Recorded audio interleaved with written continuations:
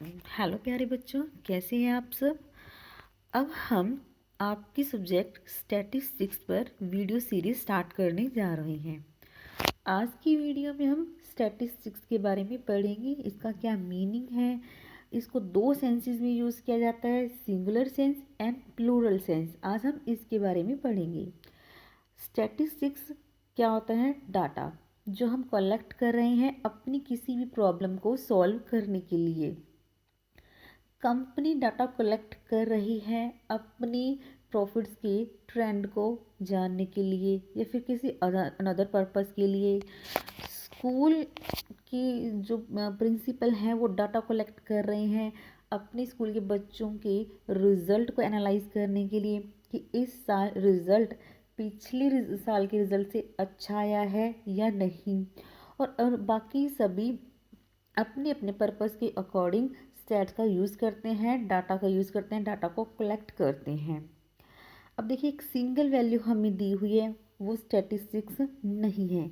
एक सीरीज़ होनी चाहिए, वो होमोजीनियस होनी चाहिए ताकि हम उसे कंपेयर कर सकें और एक यूज़फुल इंफॉर्मेशन फाइंड आउट कर सकें कि वो एक्चुअल में जो वैल्यूज़ हैं एक दूसरे से रिलेटेड हैं या नहीं, और उनसे क्या इंफॉर्मेशन हमें मिल रही है। तो वो हमारा हो गया statistics.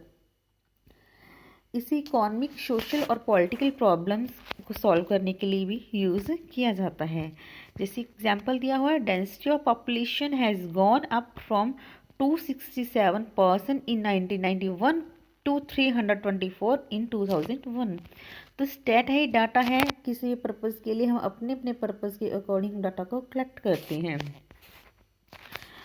We can have numerical data for population, national income, net national product, per capita income, industrial agriculture production।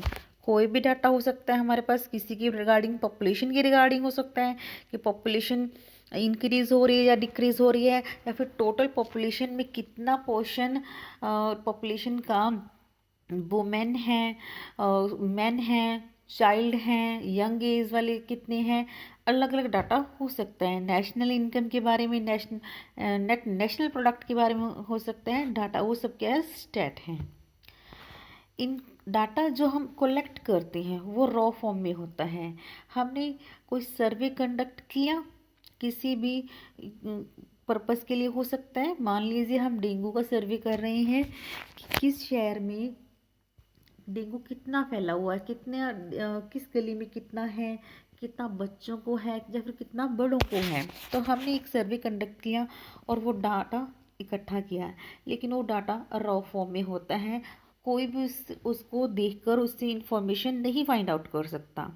तो उस डाटा को ऑर्गेनाइज किया जाता है, प्रेजेंट किया जाता है, एनालाइज किया जाता है और इंटरप्रेट किया जाता है ताकि हमें उसमें से यूज़फुल इंफॉर्मेशन फाइंड आउट कर सकें। उस इकट्ठे किए हुए डाटा को हम टेबलेशन फॉर्म में या फिर डायग्राम, ग्राफ बनाकर प्रेजेंट करते हैं। जैसे कि एक कच्चा तेल है, कच्चे तेल को रिफाइन किया जाता है, उसमें से पेट्रोल अलग किया जाता है, डीजल अलग किया जाता है, उसके बाद ऑटोमोबाइल इंजन में उनका यूज़ किया जाता है। ऐसे ही डाटा होता है वो रॉ फॉर्म में होता है, वो कच्चा होता है, कच्चे तेल की तरह होता है। उसको रिफाइन करके एनालाइज किया जाता है ताकि हम अपने पर्पस के अकॉर्डिंग उसको यूज़ कर सकें।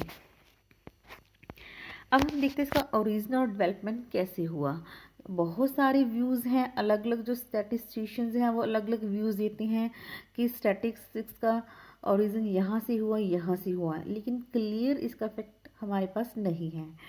कुछ स्टैटिस्टिशियन मानते हैं कि एक लैटिन वर्ड से आया है स्टेटस से, और इटालियन वर्ड स्टैटिस्टा से आए हैं। कुछ मानते हैं कि जर्मन वर्ड स्टैटिस्टिक से आए हैं, और कुछ स्टैटिस्टिशियन मानते हैं कि स्टैटिस्टिक वर्ड फ्रेंच लैंग्वेज स्टैटिस्टिक्यू है, लेकिन क्लियर इसका कोई भी पता नहीं है।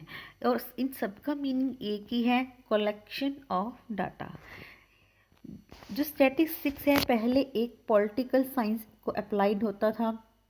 इसका मीनिंग है स्टेट, फैक्ट्स ऑफ स्टेट और कम्युनिटी। कहने का मतलब है कोई भी स्टेट है या फिर कम्युनिटी है, उनके फैक्ट्स को इकट्ठा करना ही स्टैट माना जाता था। पहले ये गवर्नमेंट का मेन फंक्शन होता था, पॉपुलेशन, बर्थ, डेथ और टैक्सेस लैंड रेवेन्यू और क्रॉप की का रिकॉर्ड रखना। लेकिन धीरे धीरे ये डेवलप हुआ। अभी पॉलिटिकल साइंस ना होकर ये अप्लाइड मैथमेटिक्स बन चुका है। बहुत सारी मैथमेटिकल कैलकुलेशन को यूज़ करके हम single average value find out करते हैं, डिस्पर्जन, स्क्यूनेस, एक बहुत सारे फॉर्मूले हैं उनकी हेल्प से, और एक मीनिंगफुल इंफॉर्मेशन ड्रॉ करते हैं। पहले ये सिर्फ गवर्नमेंट का काम था, लेकिन अब government agencies, semi official agencies, public, private persons, कोई भी इस स्टैट को यूज़ कर सकता है। 17th सेंचुरी में थ्योरी प्रोबेबिलिटी डेवलप की थी फर्मेट, गैलीलियो एंड पास्कल ने। उसके बाद 18th और 19th सेंचुरी में जेम्स बर्नौली, R.A. फिशर और कार्ल पियर्सन ने इनको और डेवलप किया। ये बहुत ही फेमस स्टैटिस्टिशियन है, आपको इनका नाम याद रखना होगा, आगे इनके बारे में जिक्र होगा। देखिए, स्टैटिस्टिक्स को दो सेंसेस में यूज़ किया गया, एक तो है प्लूरल सेंस, एक है सिंगुलर सेंस। सबसे पहले हम पढ़ेंगे प्लूरल सेंस में। प्लूरल सेंस के अकॉर्डिंग स्टैटिस्टिक्स क्या है? न्यूमेरिकल इंफॉर्मेशन है। कोई भी जो डाटा हमने कलेक्ट किया है वो क्या है? स्टैटिस्टिक है। All statistics are numerical statement of facts, but all facts numerically stated are not statistics. कोई भी न्यूमेरिकल स्टेटमेंट है फैक्ट्स की, उसे हम स्टैटिस्टिक्स कह सकते हैं। जब सभी स्टैट को हम न्यूमेरिकल स्टेटमेंट फैक्ट्स कह सकते हैं, लेकिन ऑल फैक्ट्स हैं जो न्यूमेरिकल है वो स्टैट नहीं हो सकता। वो कैसे? इससे पहले हम प्लूरल सेंस के अकॉर्डिंग स्टैटिस्टिक्स की कैरेक्टरिस्टिक्स को पढ़ेंगे, फिर आपको जो ये स्टेटमेंट है अच्छे से समझ में आएगी। सबसे पहले कैरेक्टरिस्टिक्स क्या कहते हैं प्लूरल सेंस के according? Statistics are aggregate of facts. एक अकेली सिंगल वैल्यू स्टैटिस्टिक्स नहीं हो सकती, उसके लिए हमारे पास पूरी सीरीज होनी चाहिए। डाटा ऐसा होना चाहिए जिसे हम कंपेयर कर सकें। जैसे कि डाटा हो सकता है प्रोडक्शन से रिलेटेड, सेल्स से रिलेटेड, एम्प्लॉयमेंट से रिलेटेड, बर्थ, डेथ एक्सेट्रा, कुछ भी हो सकता है, लेकिन एक सिंगल न्यूमेरिकल वैल्यू स्टैट नहीं हो सकती। Second is statistics are numerically expressed. Qualitative statements होते हैं, क्वालिटेटिव इंफॉर्मेशन को स्टैटिस्टिक्स कंसीडर नहीं करता, क्वांटिटेटिव होनी चाहिए और उसे न्यूमेरिकली एक्सप्रेस किया हुआ जाना चाहिए। ऑनेस्टी, इंटेलिजेंसी, ट्रूथ, ये सब क्या है? क्वालिटेटिव इंफॉर्मेशन है, इसे स्टैटिस्टिक्स से एक्सक्लूड किया गया है। Third, statistics are affected to a marked extent by multiplicity of causes. कहते हैं जो हमने डाटा इकट्ठा किया है उसको बहुत सारे फैक्टर्स हैं जो इफेक्ट करते हैं। इसे एक एग्जाम्पल की हेल्प से समझते हैं।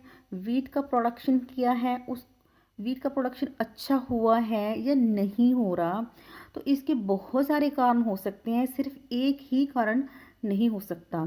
जैसे कि सीड्स की क्वालिटी कैसी है, मिट्टी की क्वालिटी कैसी है, फर्टिलाइज़र कैसा है, हमने कल्टीवेशन के लिए उसको पानी देने के लिए कौन सी मेथड यूज़ की है, इन सभी मेथड्स के ऊपर हमारे जो वीट है उसकी प्रोडक्शन डिपेंड करती है। अगर हमने सभी चीज़ें, सीड की क्वालिटी, सॉइल, फर्टिलाइज़र और कल्टीवेशन बहुत बढ़िया यूज़ की हैं, तो ऑब्वियसली हमारी जो वीट की प्रोडक्शन है वो भी बहुत ज़्यादा अच्छी होगी। It is not possible to isolate the effect of each factor separately. हम सभी फैक्टर्स में से अलग अलग फैक्टर्स को सेपरेटली उसे क्या आइसोलेट नहीं कर सकते। नेक्स्ट, स्टैटिस्टिक्स आर इनुमरेटेड और estimated according to reasonable standard of accuracy. अब देखिए, स्टैट है जो हमने डाटा कलेक्ट किया है वो हो सकता है कि हमने काउंट किया हो, जो ओरिजिनल सोर्स है वहाँ पर जाकर हमने एक एक चीज़ को एनालाइज किया हो और डाटा कलेक्ट किया हो, या फिर वो एस्टिमेटेड भी हो सकता है। तो जैसे कि 70 स्टूडेंट प्रेजेंट इन क्लास, हम क्लास में जाएंगे, हर बच्चे को काउंट करेंगे कितने बच्चे हैं, तो वो 70 है, तो ये एक्चुअल काउंटिंग होगी। लेकिन लाल किले पर 15 अगस्त पर कितनी भीड़ थी, भीड़ को देखकर अंदाजा लगाया कि 5 लाख लोग आए थे, वो क्या है? एस्टिमेशन है। तो दोनों ही डाटा हैं, लेकिन इनकी एक्यूरेसी कितनी है? एक्चुअल काउंटिंग में तो 100% एक्यूरेसी है, लेकिन एस्टिमेशन में क्या है, एक्यूरेसी 100% नहीं होती। वो एक्यूरेसी हमारी डिपेंड करती है कि जो हम स्टैट कर रहे हैं, कलेक्ट कर रहे हैं, हमारा उसका उद्देश्य क्या है, क्या ऑब्जेक्ट है, उस डाटा का नेचर कैसा है, इन्वेस्टिगेशन का साइज़ कितना बड़ा है, छोटा साइज़ है या बड़ा साइज़ है, और हमारे पास टाइम और रिसोर्सेज कितने हैं। इन सभी बातों के ऊपर जो हमारा मेथड है डाटा कलेक्शन का वो डिपेंड करता है। Next is statistics are collected in systematic manner होना चाहिए। उसी में हम स्टैट को कलेक्ट कर सकते हैं, एक प्लान प्रोसेस होनी चाहिए। हम देखिए हमारा ऑब्जेक्टिव क्या है, कौन सी स्टैटिकल यूनिट है और कौन सी हम टेक्निक लगाकर डाटा को कलेक्ट करेंगे। अगर हमारे पास एक सिस्टमेटिक मैनर से ही हम डाटा कलेक्ट नहीं कर रहे तो जो स्टैट होगा वो उसका कोई यूज़ नहीं होगा।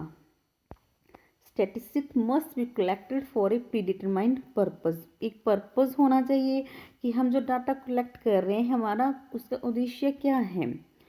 जैसे कि हमने अनएम्प्लॉयमेंट पर डाटा कलेक्ट कर रहे हैं तो इसका ज़्यादा यूज़ नहीं होगा। लेकिन अगर हम डाटा कलेक्ट कर रहे हैं कि ऐसे कितने लोग हैं हरियाणा के शहरों में जो बेरोज़गार हैं और वो स्किल्ड हैं, काम करने के लायक हैं, तो ये क्या है कि बेटर डिफाइंड पर्पस है। Next, statistics should be place in relation to each other. तो हमें स्टैटिस्टिक्स को इस तरह से प्लेस करना, इस तरह से इसको टेबलाइजेशन करना है कि हम डाटा को एक दूसरे के रिलेशन में रख सकें, उनको कंपेयर कर सकें और डाटा होमोजीनियस होना चाहिए।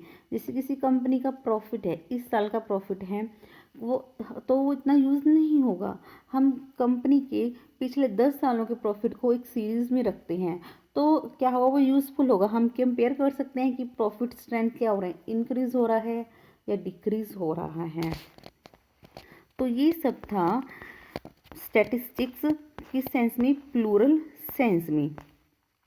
तो प्लूरल सेंस में स्टैटिस्टिक्स को मानना क्या है, स्टैटिस्टिक्स क्या है कि न्यूमेरिकल इंफॉर्मेशन है। तो हम कह सकते हैं जो भी स्टैट है वो न्यूमेरिकल स्टेटमेंट ऑफ फैक्ट्स हो सकते हैं, लेकिन जो सभी फैक्ट्स हैं जिनको न्यूमेरिकल स्टेटेड किया गया वो स्टैटिस्टिक्स नहीं हो सकते।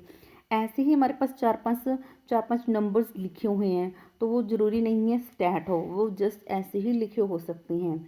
लेकिन ऐसा स्टैट जो हमने कोई भी स्टैट है उसको अच्छे से एनालाइज किया गया है, इंटरप्रेट किया गया है, तो वो न्यूमेरिकल स्टेटमेंट ऑफ फैक्ट्स होता है। अब हम पढ़ रहे हैं स्टैटिस्टिक्स इन सिंगुलर सेंस। देखते हैं स्टैटिस्टिक्स को सिंगुलर सेंस में क्या कहा गया है। The statical information gathered must be properly organized, presented, analyzed and interpreted to achieve the desired objective. We require statistics method.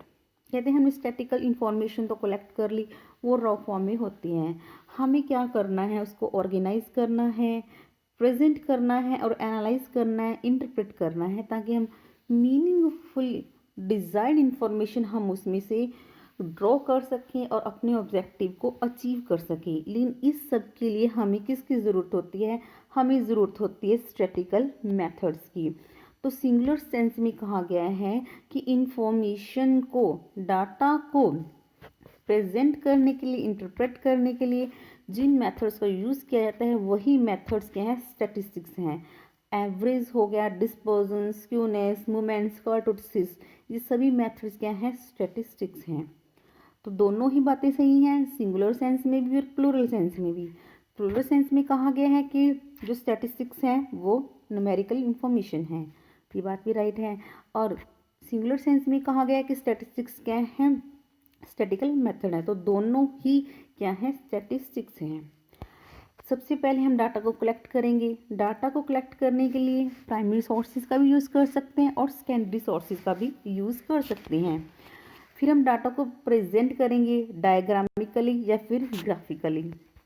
उसके डाटा को एनालाइज कर रहे हैं। डाटा को एनालाइज करने के कई सारे मेथड हैं, average, dispersion, skewness, movements, kurtosis etcetera. फिर हम डाटा को इंटरप्रेट करेंगे इस वे में ताकि हम उसमें से मीनिंगफुल इंफॉर्मेशन को ड्रॉ कर सकें। तो बच्चों ये सब हमने पढ़ा स्टैटिस्टिक्स के बारे में, उसके मीनिंग के बारे में मैंने आपको इसके बारे में इंट्रोड्यूस करवाया। हम उसके बाद नेक्स्ट वीडियो में हम और देखेंगे। तो आई होप आपको समझ आया। अगर आपको कोई भी इसके बारे में डाउट है तो आप मेरे से कमेंट करके पूछ सकते हैं। Thank you.